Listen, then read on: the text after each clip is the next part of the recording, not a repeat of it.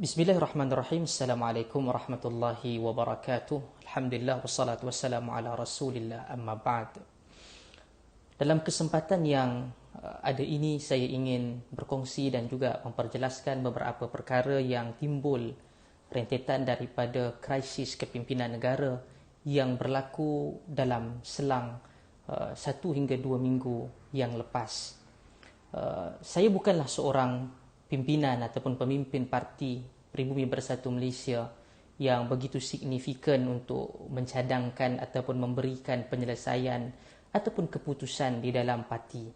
Namun saya tampil melalui rakaman video ini rentetan daripada permintaan sebahagian daripada sahabat yang ingin mendapatkan sudut pandang yang saya jadikan sebagai asas pendirian dan keputusan saya di dalam krisis dan kemelut kepimpinan negara, khususnya yang menyangkut Parti Pribumi Bersatu Malaysia ataupun Bersatu. Saya akan cuba untuk melaksanakan ataupun melakukan penjelasan ini secara ringkas, serengkas mungkin bagi kita dapat manfaatkan, dan insya-Allah melalui program-program yang akan dilakukan, sama ada melalui jelajah, penjelasan, forum, saya akan elaborate ataupun akan menghuraikan permasalahan yang timbul, persoalan yang timbul dengan lebih detail dan juga lebih terperinci. Namun dalam ruang masa yang agak sederhana ini, insya-Allah kita akan dapat menyentuh dan juga melontarkan persoalan selain daripada menyentuh Pakatan Harapan itu secara makro, kita juga perlu untuk melakukan self criticism terhadap Pakatan Harapan dan Parti Pribumi Bersatu Malaysia, khususnya kepada sahabat-sahabat dan teman-teman di akar umbi.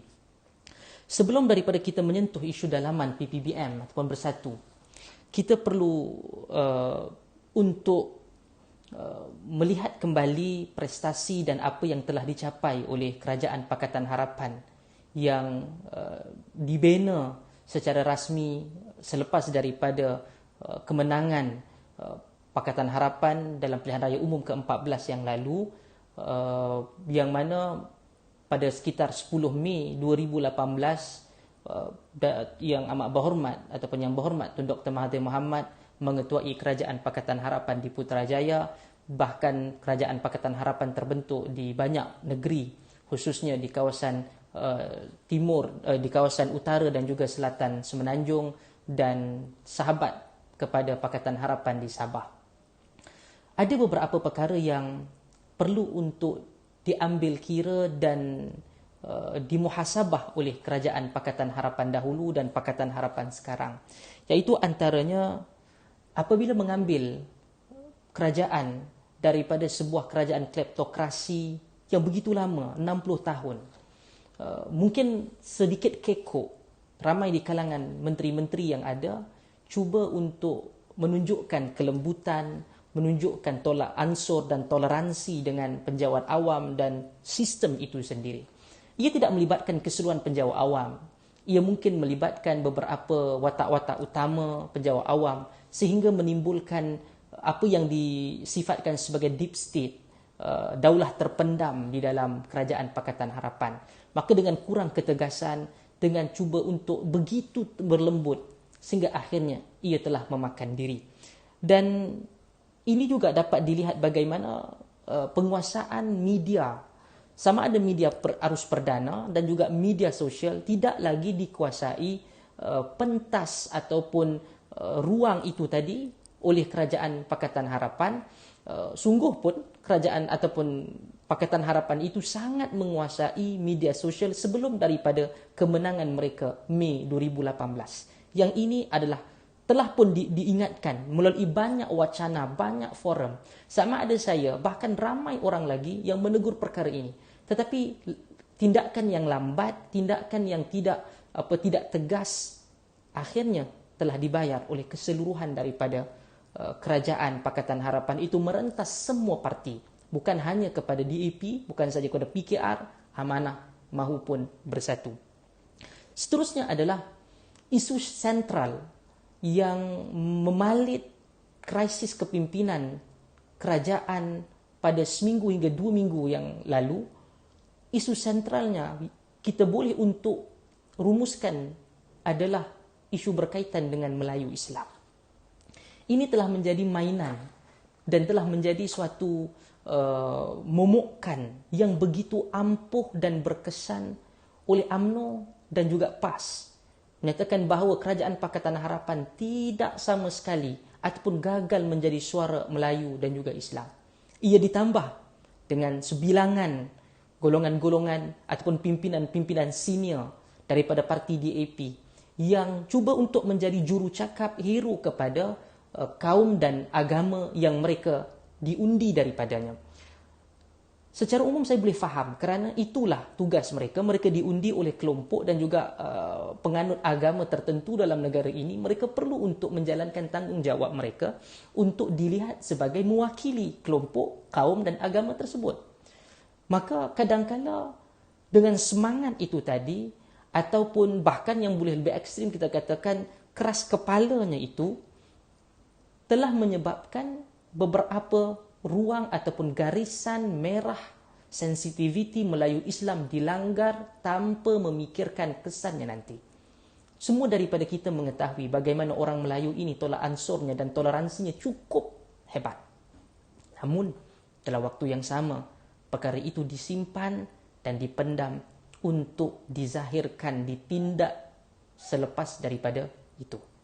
Maka, bermula daripada 23 Februari 2020, perjalanan, permainan, percaturan itu berjalan dan diambil kesempatan oleh pemain-pemain politik ataupun politikus-politikus keji dan khianat dalam negara untuk melalui membina ataupun menubuhkan kerajaan pintu belakang ataupun yang saya sifatkan kerajaan kudeta pintu belakang negara.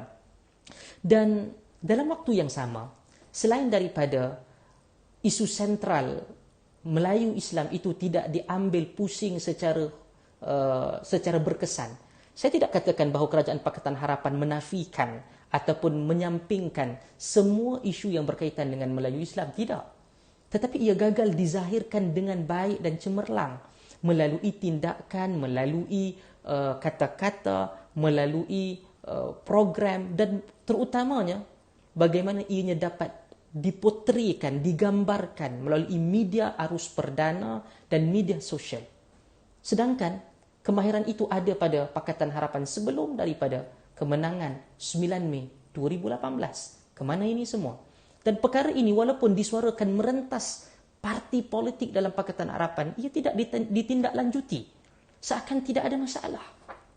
Saya tahu di hujung-hujung hayat Kerajaan Pakatan Harapan itu sudah mula untuk diperbaiki, tetapi segalanya telah lewat. Pandangan, kritikan, teguran itu gagal gagal untuk diberikan tindakan lanjut dengan berkesan. Maka ini antara self-criticism, kritikan terhadap Pakatan Harapan untuk belajar, kerana kita pun tahu gabungan kerajaan kudeta pintu belakang Perikatan Nasional ini juga tidak kukuh kerana UMNO dan PAS begitu dominan dan mempunyai agenda mereka sendiri yang mungkin akan meletakkan Perdana Menteri pilihan Perikatan Nasional ini tersepit dan akhirnya mungkin terpaksa membubarkan parlimen. Mungkin ialah salah satu daripada kemungkinan yang akan terjadi.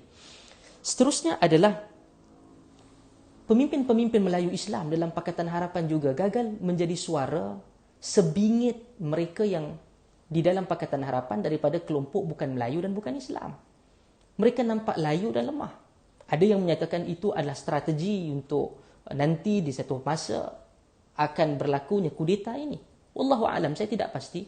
Namun hakikatnya, apa yang zahir yang kita boleh hukum adalah kegagalan bersuara lantang untuk menyaingi suara pemimpin-pemimpin bukan Melayu dan Islam dalam Pakatan Harapan itu telah dilihat oleh rakyat Malaysia, orang Melayu dan orang Islam di luar, kita tidak mampu menyaingi. Dan akhirnya naratif bahawa DAP menguasai Pakatan Harapan itu dibeli, dipercayai dan diimani oleh orang yang berada di bawah, khususnya mereka yang nanti akan membenar dan menghalalkan justifikasi penukaran kerajaan ini secara moral yang salah. ia mungkin benar ataupun ia mungkin sama sekali tidak salah daripada segi perlembagaan negara, kerana sangat teknikal dalam undang-undang itu sehingga membenarkan penukaran kerajaan ini berlaku. Tetapi sudut hati dan moral kita mengetahui bahawa tindakan ini adalah tindakan yang sama sekali salah dari segi akhlak dan juga moralnya tadi. Maka ini antara rumusan awal yang saya boleh kongsikan bagaimana Kerajaan Pakatan Harapan sekiranya diberikan mandat sama ada dalam jangka masa 2 minggu ataupun 2 bulan ataupun ianya nanti pada PRU ke-15 perlu melihat semula bagaimana mendepani isu sentral itu tadi, iaitu Melayu Islam, kerana ia sangat dekat dan sangat sensitif kepada orang Melayu dan orang Islam yang membentuk majoriti di kalangan rakyat Malaysia dan pengundi di negara ini. Seterusnya kita berpindah kepada perbahasan yang lebih dekat dengan Parti Bersatu untuk menjawab dan juga memberikan sudut pandang saya terhadap rakan-rakan dan teman-teman dalam Parti Bersatu, khususnya rakan-rakan dan teman-teman di kalangan Armada. Persoalan yang perlu untuk kita jawab, mengapa semua ini berlaku? Mengapa akar umbi menjadi teraba-raba dalam kegelapan? Sehingga tidak tahu kenapa ini muncul, kenapa ia terjadi, adakah ia benar-benar suatu percaturan Tan Sri Presiden ataupun ia percaturan pengerus yang berhormat Tun, ataupun ia kedua-duanya, atau bagaimana? Idea ataupun naratif itu, cakap-cakap itu, spekulasi itu berlekar di kalangan orang bawah. Sampai kepada hari ini tidak ada penjelasan yang rasmi. Kerana saya tahu Parti Pribumi Bersatu Malaysia ataupun Bersatu ini terbelah kepada yang digambarkan daripada luar, Kem Tun dan juga Kem Tan Sri. Sama ada kita cuba untuk menaturalisasikan, menjadikan ianya sebagai tak ada, yang ini tidak berlaku. Hakikatnya ia memang terbelah. Maka persoalan yang perlu untuk kita jawab sama-sama, kenapa akar umbi dikesampingkan di dalam pembuatan ataupun pemuktamadan keputusan ini? Kenapa untuk keluar daripada Pakatan Harapan untuk melakukan sesuatu keputusan yang sangat fundamental ini, akar umbi bagaikan tiada suara, bagaikan sampah dilakukan, sehingga bertempur, berkelahi, bergaduh di bawah, dan pimpinan tidak berfikir yang di bawah ini sedang bermasalah. Sedangkan keputusan itu dilakukan oleh orang atasan yang terpaksa menanggung kritikan, makian, hinaan itu adalah orang yang berada di bawah. Hakikatnya pada pimpinan-pimpinan atasan yang melakukan percaturan ini dan hari ini quote and quote dianugerahkan kerajaan baru. Apakah makna dan erti akar umbi kepada anda? Dan sebenarnya apabila antara justifikasi yang dilakukan untuk membenarkan kerajaan kudeta ini tertubuh dan terbina adalah kerana isu Melayu Islam. Saya juga tertanya-tanya, selama hampir 2 tahun kerajaan ini terbina dan Parti Pribumi, Parti Bersatu ini ada, adakah sebenarnya Parti Bersatu ini menjiwai Melayu dan Islam? Adakah kita zahirkan daripada program-program parti yang sangat berjiwa Melayu dan Islam dalam erti kata yang sebenar? Untuk dibandingkan dengan UMNO dan juga PAS, saya kira jauh beza. Dan sangat kurang program-program yang mempunyai jiwa Melayu dan jiwa Islam. Dan hari ini tiba-tiba isu Melayu Islam menjadi begitu fundamental untuk mentabrirkan ataupun menjadikan penukaran kerajaan melalui pintu belakang ini sebagai penting dan perlu untuk dilakukan. Bukankah ini seakan-akan berpura-pura? Kerana kita pun tidak menjasadkan jiwa Melayu Islam itu di dalam parti kita sendiri, ataupun belum lagi berjaya, ataupun belum lagi berminat. Wallahu a'lam. Jawapan itu ada pada saudara-saudara yang berada dalam parti ini. Seterusnya, yang ketiga adalah dalam isu Melayu Islam yang sama, pimpinan dan juga menteri-menteri Parti Bersatu dalam kerajaan yang lama benar-benar menjadi hero kepada Melayu Islam. Katakan kita mengambil isu berkaitan dengan pembunuhan saudara Adib rahimahullahu ta'ala. Kita pun tidak menjadi hero yang begitu lantang ke hadapan. Malangnya, apa yang berlaku adalah menteri dan kementerian yang bertanggungjawab untuk mengatur penangkapan pembunuh Adib itu sendiri adalah datang daripada kita, yang hari ini mendapat tempat eksekutif tertinggi dalam kerajaan yang baru. Kenapa tidak dipersalahkan individu tersebut, malah diberikan tempat yang sangat istimewa? Saya bukan untuk menyalahkan siapa-siapa, tetapi berlaku kecelaruan ataupun ketidakseimbangan. Kita bercakap menuduh kepada pihak yang lain, tetapi tanggungjawab itu pada kita. Dan kementerian yang mana saudara Adib itu berada di dalamnya dahulu pun, menteri dan orang yang bertanggungjawab bersama dengan Perikatan Nasional. Jadi apa yang ingin disampaikan melalui tindakan dan mesej ini?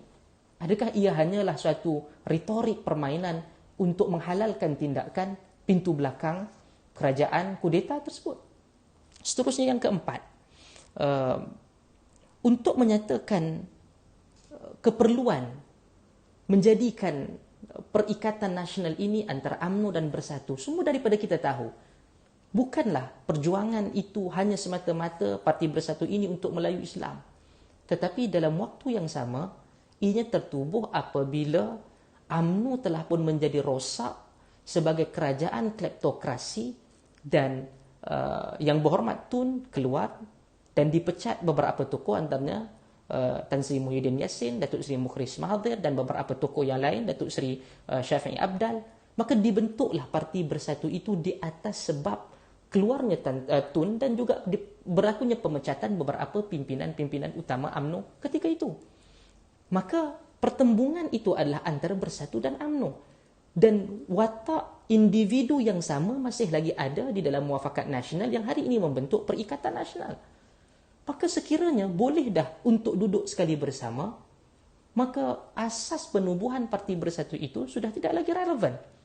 Ataupun sekiranya benar-benar ingin menyatakan penyatuan Melayu dan Islam melalui parti, maka bubarkan sahaja UMNO ataupun keluar pimpinan-pimpinan ahli-ahli Parlimen UMNO masuk dalam Bersatu, ataupun yang lebih ekstrim seperti hari ini setelah berlaku ini, pimpinan-pimpinan UMNO mencadangkan supaya dibubarkan sahaja Bersatu dan semuanya masuk ke dalam UMNO. Kenapa itu tidak berlaku? Kenapa masih ada lagi 2 blok parti Melayu ini, termasuk dengan PAS, dalam 3 blok parti ini masih lagi terpisah-pisah, sekiranya asas yang ingin dibawa adalah perpaduan Melayu dan Islam? Maka ini satu lagi persoalan yang perlu untuk dijawab. Ataupun ia hanyalah sebuah wayang untuk mentabri dan menjustifikasikan tindakan kerajaan kudeta pintu belakang ini. Seterusnya, kenapa ianya begitu tergesa-gesa sehingga memerlukan penerimaan ahli-ahli Parlimen UMNO secara en bloc, secara bukal? Maksudnya yang mempunyai masalah, yang secara moral seluruh daripada ahli dan pimpinan Bersatu mengetahui tentang tabiat mereka, seperti Datuk Seri Najib, seperti Datuk Seri Zaid Hamidi, Tengku Adnan, Aziz Rahim. Ini semua adalah ahli Parlimen UMNO yang diterima secara bukal dan diketahui bahawa mereka ini adalah pimpinan-pimpinan UMNO dan kerajaan yang sangat-sangat korup. Maka apa yang cuba untuk disampaikan oleh pihak yang sebelah sana? Saya tidak meminta untuk kita bertempur ataupun berbeza dalam keadaan sungguh ekstrim. Tetapi sawah pendirian perlu diambil oleh ahli-ahli akar umbi di bawah, terutama anak-anak muda armada. Kerana kita masuk ke dalam politik dalam usia yang muda adalah bagi menawarkan sebuah gaya politik baru. Bukan dengan gaya begini, untuk menerima apa sahaja ataupun menelan keseluruhan tokoh-tokoh yang sama sekali tidak bermoral. Kemudian, persoalan yang lebih utama yang saya hari ini tiada jawapan, ataupun saya boleh menyangka jawapan itu adalah, kenapa perlu dilakukan secara pintu belakang? Adakah pimpinan kita begitu bacul untuk mencadangkan keluar daripada Pakatan Harapan melalui pintu hadapan? Buat EGM, bentang kepada ahli, dapat mandat dalam EGM, dan kemudian kita keluar secara rasmi, ataupun tabelkan, cadangkan usul ini dalam Majlis Presiden Pakatan Harapan dan keluar secara terhormat. Kenapa perkara ini perlu berlaku secara pintu belakang? Sebab akhirnya sama ada pintu belakang ataupun pintu hadapan, kita tetap ingin keluar daripada Pakatan Harapan. Maka kenapa begitu takut dan begitu bacul untuk melakukan secara terhormat? Melainkan ada di sana sebuah perancangan yang tidak mahu diketahui oleh orang lain, dan ianya mempunyai agenda-agenda yang tersembunyi yang tidak sepatutnya, yang tidak mahu diketahui oleh orang lain. Kemudian ada yang menyatakan bahawa keluarnya daripada Pakatan Harapan ini akan menjadikan parti kita akan lebih kuat, kukuh dan diterima oleh orang lain. Saya tidak pasti apa yang menjadi asas perjanjian di antara Tan Sri Mahyudin Yassin yang Presiden Parti Bersatu dengan blok satu lagi untuk membina Kerajaan Perikatan Nasional. Bagaimana tentang kes-kes yang sedang berlaku? Tidak dibentangkan, kita pun tidak tahu, kita dalam kegelapan. Apa yang ingin dipersetujui antara Parti Bersatu dengan mereka? Dan adakah kami di akar umbi tidak mempunyai hak untuk mengetahui kerana ia milik mutlak pimpinan? Ini juga masalah. Dalam waktu yang sama, hasil daripada tindakan ini, kita kehilangan negeri Johor sehingga kehilangan jawatan Menteri Besar. Kita kononnya akan dapat di Melaka, pun gagal untuk dapat dan dihalau keluar daripada Perikatan Nasional. Di negeri Selangor, oleh kerana tindakan itu menjadi tanggungjawab Pakatan Harapan untuk meminta kepada wakil-wakil kita keluar daripada Kerajaan Pakatan Harapan di Selangor. Di Perak, tidak diketahui apa nasib Menteri Besar yang satu-satunya wakil di dalam Dewan Undangan Negeri daripada Parti Bersatu. Dan adakah ini adalah hasil daripada pengukuhan parti kita dengan join ataupun ikut bersama Perikatan Nasional? Adakah ini yang dimaksudkan? Seterusnya adalah mereka menyatakan sebahagian di kalangan sahabat-sahabat dalam armada yang menerima keadaan ini adalah seni politik. Seni politik. Adanya tipu daya. Saya tidak tahu apakah sebenarnya moral politik yang kita ingin bawa. Kita ingin membenarkan tipu daya. Kita marah dengan politik uang. Kita marah dengan politik tidak bermoral. Tapi akhirnya, kitalah yang menjadi mata rantai untuk semua itu kekal hidup dalam politik negara kita. Ada yang menyatakan bahawa Kerajaan Pakatan Harapan yang membuka pintu, maka kami masuk. Sebenarnya kami tidak mahu pun, kata mereka. Adakah kita ingin mengajar kepada generasi dan anak-anak yang berada di bawah, iaitu janganlah mencuri, tetapi sekiranya ada ruang untuk mencuri, silakan mencuri. Moral apa yang kita cuba untuk naikkan ataupun untuk kita suburkan dalam politik ini? Datuk Seri Anwar Ibrahim juga adalah punca. Kita telah berjanji di dalam Pakatan Harapan bahawa Perdana Menteri yang ke-8 itu adalah beliau kita akan serahkan sebagai timbal balas kepada penamaan Tun Dr. Mahathir Mohamad sebagai Perdana Menteri ke-7. Sekiranya kita tak mahu, kita ingin melepaskan diri daripada janji itu, kenapa kita tetap bacul dan takut untuk membentangkan secara gentleman, secara anak jantan dalam Majlis Presiden? Dan yang terakhir, sebahagian itu menggunakan dalil agama. Oh, yang ini untuk kebaikan agama dan maslahah. Saya teringat ketika mana Dr. Muhammad Mursi rahimahullahu ta'ala dijatuhkan secara kejam dan mati dalam penjara di Mesir. Tokoh-tokoh agama daripada aliran Sufi dan Salafi, golongan hadis di Mesir juga melakukan perkara yang sama. Dan itu seakan-akan tiada beza dengan beberapa tokoh agama yang ternama di Malaysia yang membenar dan menjustifikasikan ianya adalah dibenarkan harus untuk dilakukan pembinaan kerajaan kudeta pintu belakang ini. Akhirnya, kita ingatlah bahawa adakah ini politik yang kita ingin teruskan dan dapatkan daripada negara ini? Dan sahabat-sahabat, ahli-ahli bersatu, sama ada armada ataupun tidak, sekiranya anda membenarkan dan tidak bersuara bahawa tindakan ini adalah salah, kita hanya akan mewarisi negara ini sebagai negara yang ada politik dan juga pengurusan pentadbiran kerajaan tikam menikam, tipu menipu. Dan kita perlu memberikan titik noktah, menghantar mesej yang jelas bahawa kita tidak meredai dan tidak membenarkan tindakan ini berlaku. Dan suarakan apa yang anda percaya ianya adalah benar, dan mohon kepada pimpinan parti, khususnya Yang Amat Berhormat Tan Sri Presiden, hentikan perkara ini, serahkan kembali mandat rakyat kepada Pakatan Harapan. Semoga ia dapat menjelaskan beberapa perkara, dan insya-Allah dalam siri-siri akan datang dan jelajah-jelajah yang lain saya akan memperincikan dengan lebih baik dan juga dengan lebih panjang insya-Allah. Terima kasih. Wassalamualaikum warahmatullahi wabarakatuh.